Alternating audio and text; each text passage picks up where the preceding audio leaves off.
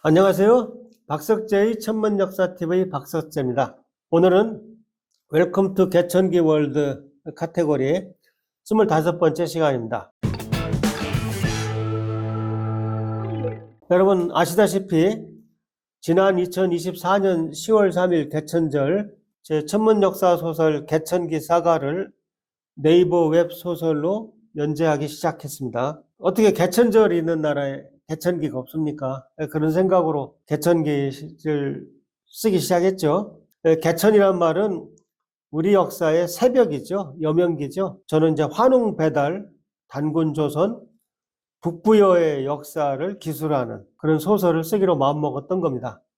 환인 환국은 뭐 사료도 너무 없고, 환국은 저는 우리 민족만의 나라라고 생각 안 합니다.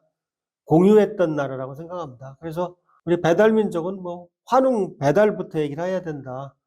개천기, 태호복희, 치우천자 이렇게 배달 3부작, 단군조선 때 왕검단군, 유의자, 강태공, 조선 3부작 이렇게 집필을 했던 겁니다. 책이 워낙 안 팔려서 지금도 하여튼 항상 감사하고 있습니다. 동아 MNB 이경민 사장님이 안 팔리는 가운데 이 책들을 다 내줬어요. 도저히 더 이어갈 수가 없어서 다 절판된 상황입니다.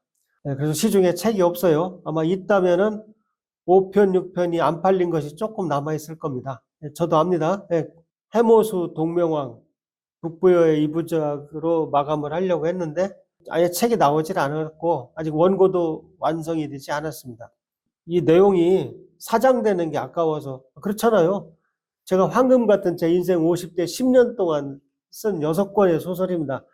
여러분 말이 6권이지 한번 써보세요. 이 책 그 내용을 이제 웹소설에 연재하기로 하고 지금 개천기란 제목으로 내용을 통합하고 있습니다.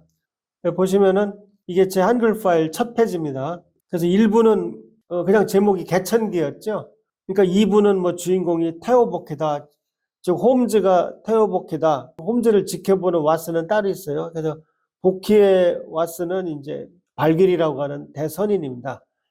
역사를 보면 발길이가 태호복희와 동문수학했다. 그래도 복희만큼 큰 선인은 아니었죠. 3부는 치우천자, 왕검단군, 유의자, 강태공. 즉 여기 6부까지는 지금 기본적으로 원고가 있긴 있는 겁니다. 근데 이 통합하는 게 장난이 아니에요. 왜냐하면 예를 들어서 앞에서 복희가 하도를 만들었다 그러면 3편에서 또 자부 선인이 하도를 설명하는 장면이 나오는데 당연히 내용이 중복됩니다.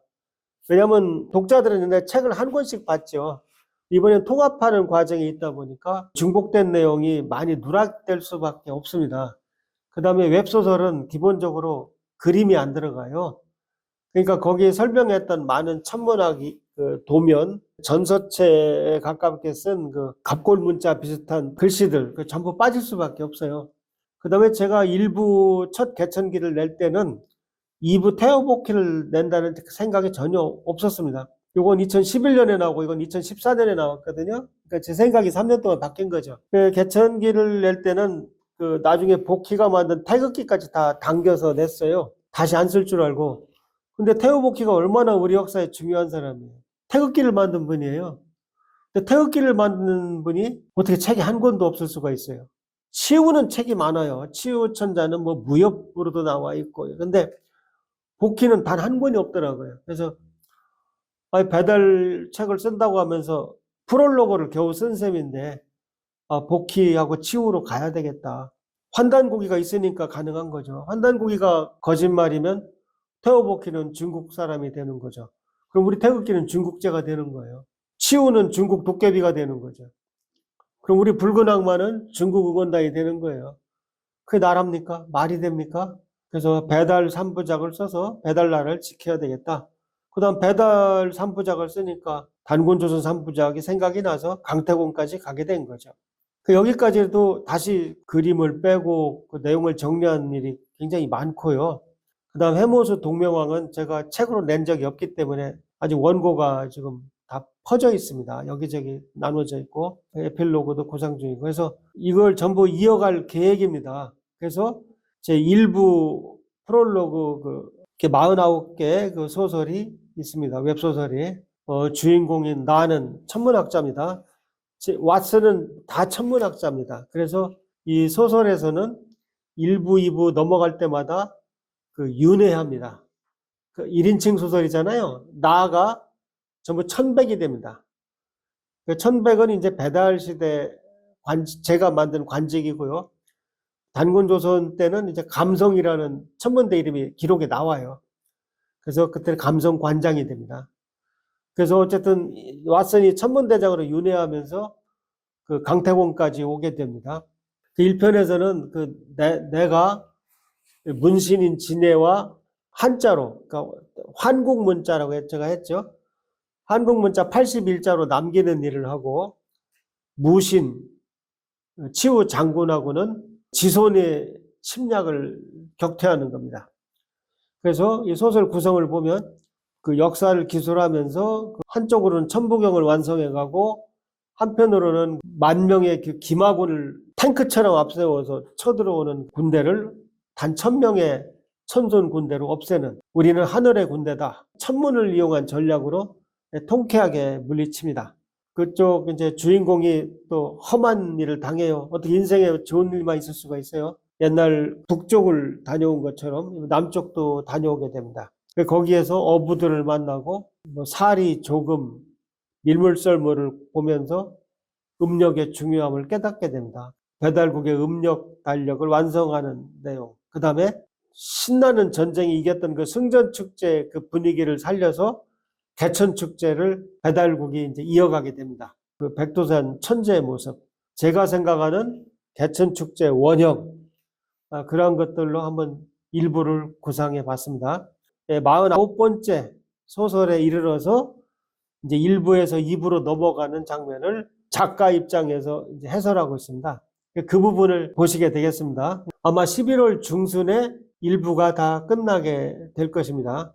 앞으로 뭐 천재지변이 일어나도 무조건 하루에 한 편은 무조건 연재해 나갈 것입니다. 그럼 49번째 소설 1부를 보시도록 하겠습니다. 네, 49 해설 1부에서 2부로 개천기사가 일부 프롤로그의 배경은 약 6,000년 전 아득한 옛날입니다. 보통 사람들 수명이 지금보다 현저히 짧았을 것이라는 가정 아래 집필했습니다. 짧았겠죠.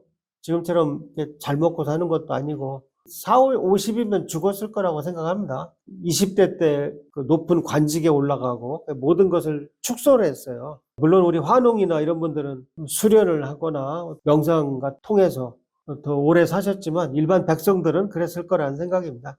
또한 당시 가옥, 의상, 음식 어느 것 하나 자세히 알려지지 않았기 때문에 그런 부분을 구체적으로 기술하지 않았습니다.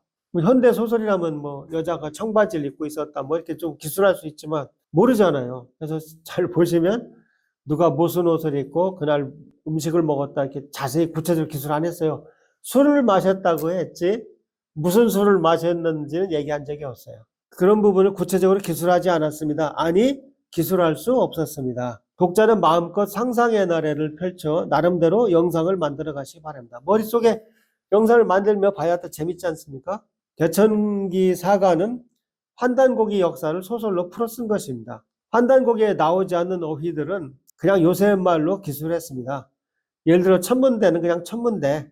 그걸 또 막 그 당시에 어울리게 막 한자 말로 만들어서 바꿔놓으면 저도 힘들지만 읽는 독자도 이게 뭐냐 이렇게 할 거 아닙니까? 그래서 그냥 천문대는 천문대, 송화강은 송화강, 언제 송화강이 되는지는 모르지만 하여튼 백두산은 백두산 이렇게 했습니다. 그 대신 독자들은 읽으면서 전혀 어려움을 느끼지 않을 것입니다. 가뜩이나 어렵다고 안 읽는데 말까지 어려우면 몇 명이나 보겠습니까?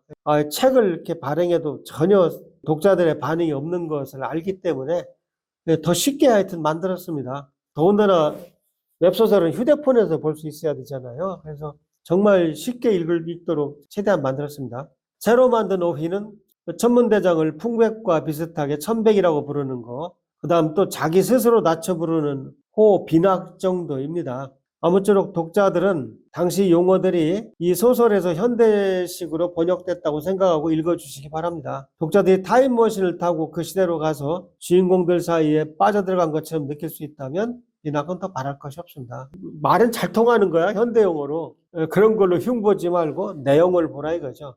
그 당시도 사람이 살았고 부모 자식 관계가 있었고 나라에 충성하고 부모에 효도하고 살았을 것입니다. 그런 점까지 고려해서 소설을 봐달라는 것이죠. 개천기 일부 주인공 해달은 진해와 함께 천부경을 갑골문자체인 한국문자 81자로 정리합니다. 실제로 2002년 고려시대 민안부의 문집 농은유집에서 갑골문자체 81자로 그려진 천부경이 발견됐다고 언론에 공개된 바 있습니다. 해달은 치우와 함께 지손 범학국의 침략을 경멸합니다. 치우는 배달국 14대 환웅 치우천자의 조상입니다. 치우의 후손이 나중에 치우천자가 나오는 거죠. 이 사가에서 치우천자는 조상 치우의 송화광 전투 기록을 찾아내고 기록을 찾아내서 역시 안개를 이용해서 적을 물리치게 됩니다. 옛날에도 아인슈타인 같은 사람은 있었을 것입니다. 인류가 수천 년 전부터 황도의 존재를 이미 알았다는 사실을 고려하면 보통 현대인은 타임머신을 타고 가서 천문학을 가르쳐 주기는커녕 오히려 배워야 될 겁니다. 황도라는 건 굉장히 어려운 겁니다. 황도라는 게 뭐예요? 지금이 양력 10월이다. 지금 해는 어느 별자리에 있을까요? 예, 천칭 자리에 있겠네요. 영어로 리브라라고 그러죠. 리브라. 11월이면 전갈이죠. 스코르피우스. 해가 원시인도 해가 밝은데 저 뒤에는 무슨 별자리에 있다는 걸 알았다니까요. 그걸 알아야 황도를 그리거든요. 근데 황도 기록이 수천 년 올라갑니다. 동양에서 황도 기록은 거의 없는데 서양 사람이 했으면 동양 사람도 했겠죠. 동서양이 수준은 같으니까 사람은. 다만 어디가 좀 더 빨리 했느냐 차이는 있겠죠. 기록이 남아있느냐 안 남아있냐 그런 게 제일 중요한 거죠. 개천기 사가 일부 프롤로그의 1인칭 주인공 천백해달은 환생해서 2부에서 다시 천백이 됩니다.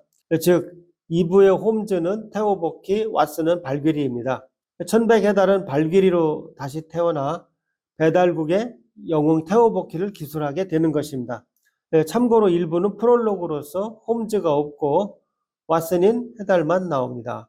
발귀리는 배달국의 대선인으로 테오보키와 동문수학했다고 합니다.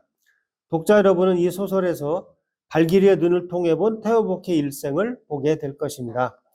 물론 발귀리는 자기가 전생에 천백해달이었다는 사실을 전혀 모르고 알 필요도 없습니다.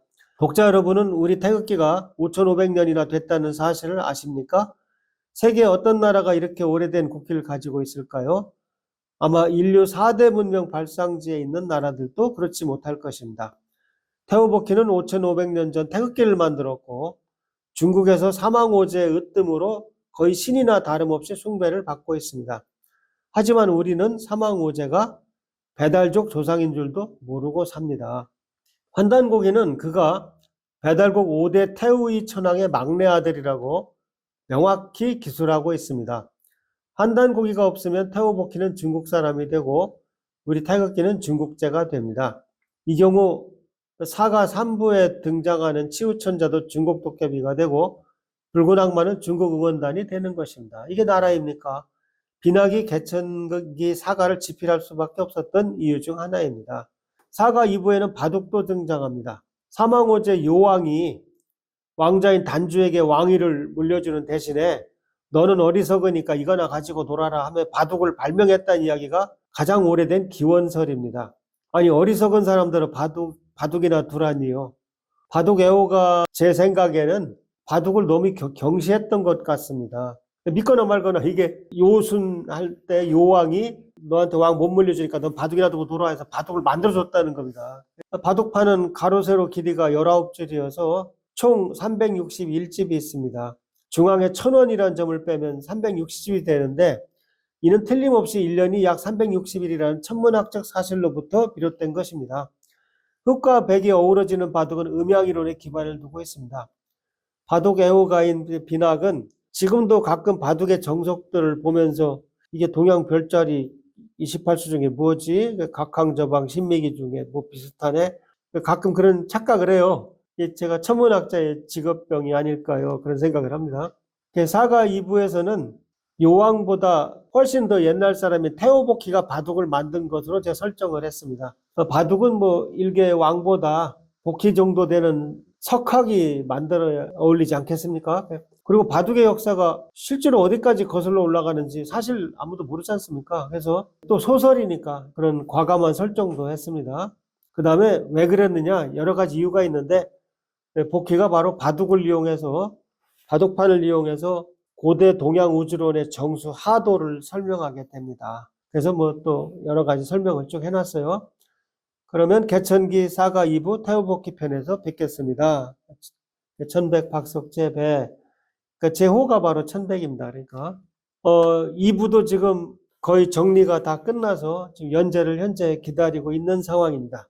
1부를 마치며 여러분들께 이렇게 개천기 그 내용을 정리해 드리겠습니다. 지금 저는 챌린지 리그에 있는데 뭐 또 베스트 리그가 있고 이렇게 승단 뭐 마치 축구 1부 리그에서 2부 리그에서 1부 리그 올라가는 것처럼 승격하고 그런 게 있더라고요. 근데 저는 뭐 지금 워낙 좀 조회수가 안 나와서 그건 뭐 그냥 꿈도 꾸고 있지 않습니다. 그리고 일단 모든 그 이 운영은 그 네이버에서 알아서 하는 것입니다. 벌써 여기 올릴 때는 그 네이버의 그 협약에 따르겠다고 체크를 했기 때문에 네이버에서 올려주면 좋고 안 올려주면 할 수 없고 뭐 저는 그냥 소설을 사장시키지 않기 위해서 그 네이버에 올리도록 하겠습니다. 그리고 사실 저는 네이버하고 저 남다른 인연이 있어요.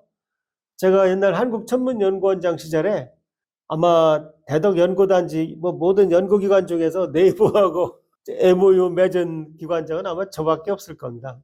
저희는 네이버에서 이제 천문 사진이나 자료들을 다 자연스럽게 갖다 쓰라고 그런 취지에서 그 MOU를 맺었고요. 이게 당시 김상원 사장님이 저한테 주신 네이버 모자입니다. 네이버에 그냥 웹소설을 그냥 무료로 올려놓으니까 마음이 편해요. 네이버에 그 수학 산책이라는 그 분야가 있거든요. 근데 이거는 뭐 산책이 아니라 아예 파워워킹이다 해가지고 아예 저 이공계 그 물리학과 천문학과 그 전공과정 강의한 내용도 올라가 있습니다. 전 네이버하고 아무런 그 이해관계가 없어요. 예. 그래서 관심, 댓글, 또 별점 좀 부탁드립니다. 네. 채널도 많은 구독 부탁드립니다.